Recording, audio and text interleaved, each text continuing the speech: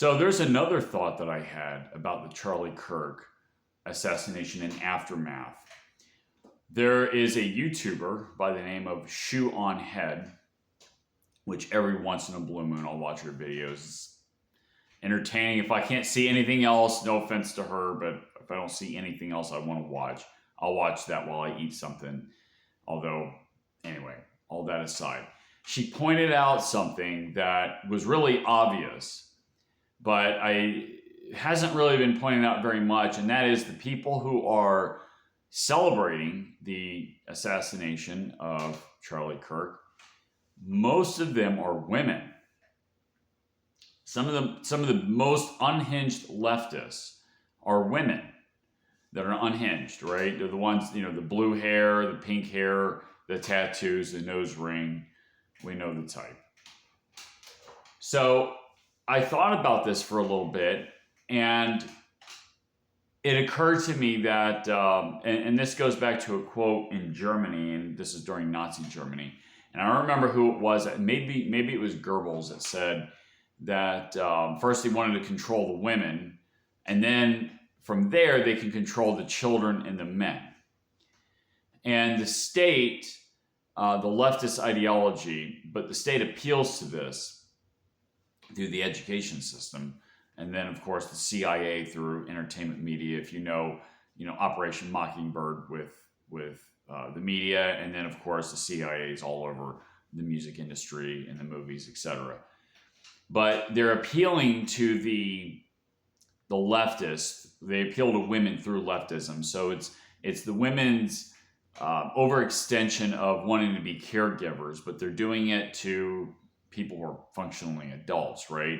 I mean, these transgender people are adults. The ones that are over 18 are adults. But they feel like they're like children, like they infantilize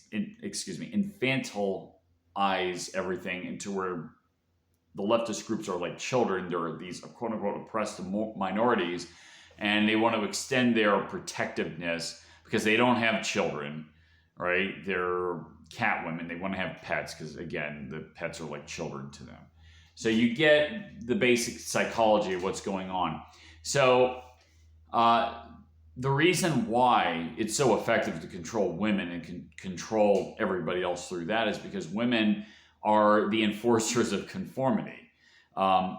Women are programmed, I think, probably biologically, just their brains are more social and verbal oriented rather than spatial and logical.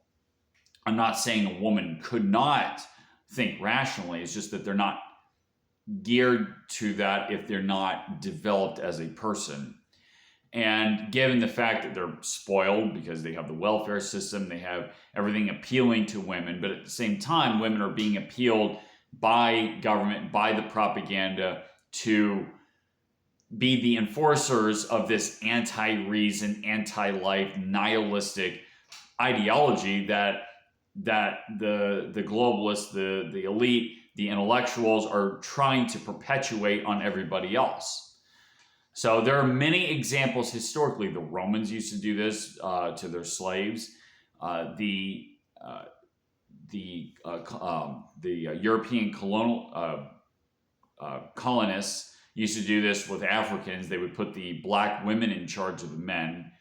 And this is just a means of controlling a population because women are conformists. Again, if they're not developed psychologically enough, they default on their animal instincts, and that is they are conformists.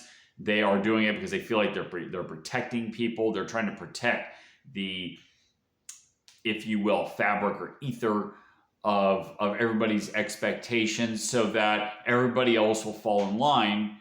And they try to provide respect to what they think is constructive. So their leftist ideology, if it appears constructive to them, they attribute respect to that, and they disrespect people who go against it because they see it as destructive. You see how this works? So that's why these are women that are celebrating Charlie Kirk's murder. So we get a little insight into the behavioral psychology of women the political agenda of controlling women and the leftist ideology and the nihilistic philosophy.